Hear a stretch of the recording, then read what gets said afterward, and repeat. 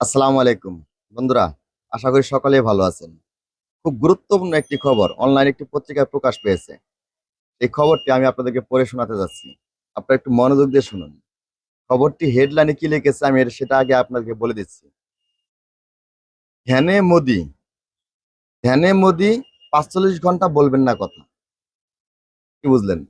ধ্যানে মোদি ৪৫ ঘন্টা বলবেন না কথা।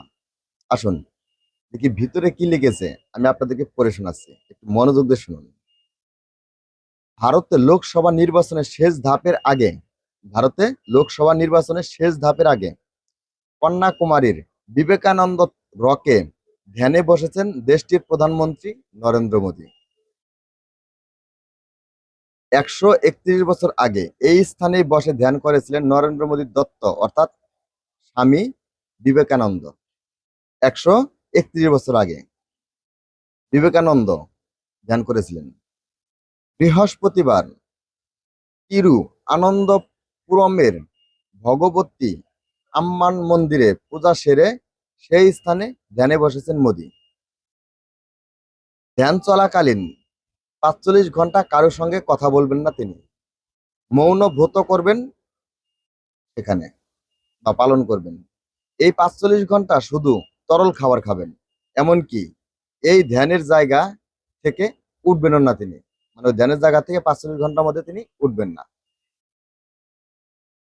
নিউজ ১৮ সহ বিভিন্ন ভারতীয় গণমাধ্যম বা সংবাদপত্রে এ সূত্র জানা গেছে।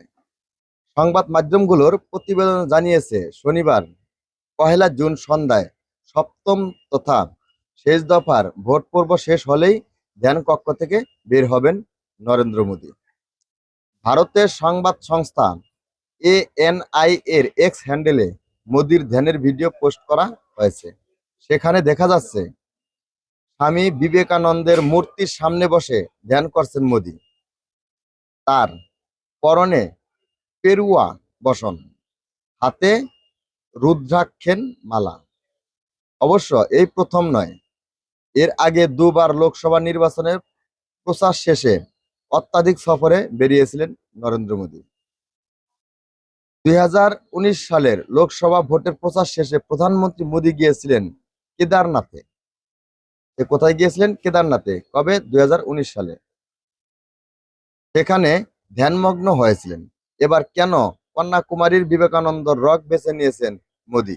সে প্রশ্ন অনেক ভারতীয়দের। ইতিহাস বলছে ১৮৯২ সালে কন্যাকুমারী উপকূল থেকে একটি দ্বীপে সাঁতরে গিয়ে একটি স্থানে ৩ দিন ধ্যানসহ জ্ঞান অর্জন করেছিলেন স্বামী বিবেকানন্দ। সেই স্থানকে বিবেকানন্দের রক মেমোরিয়াল বলা হয়। প্রধানমন্ত্রী নরেন্দ্র মোদীও বিবেকানন্দকে অনুসরণ করেছেন। বিজেপির লোকসভা নির্বাচনী প্রচারের সমাপ্তি উপলক্ষে ৩০শে মে থেকে ১ম জুন পর্যন্ত সেখানেই ধ্যানমগ্ন থাকবেন নরেন্দ্র মোদী। দর্শক, গুরুত্বপূর্ণ একটি খবর না? এই খবরটি আমি আপনাদেরকে পড়ে শোনালাম। অনলাইনে একটি পত্রিকায় এই খবরটি প্রকাশ পেয়েছে, আমি আপনাদেরকে পড়ে শোনালাম। খবরটি কেমন আপনারা একটু কমেন্ট বক্সে জানিয়ে যাবেন। আশা করি আপনারা কমেন্ট করবেন। ধন্যবাদ সবাই, দেখা হবে পরবর্তী আরেকটা ভিডিও নিয়ে। সেই পর্যন্ত সুস্থ থাকবেন, ভালো থাকবেন। আল্লাহ হাফেজ।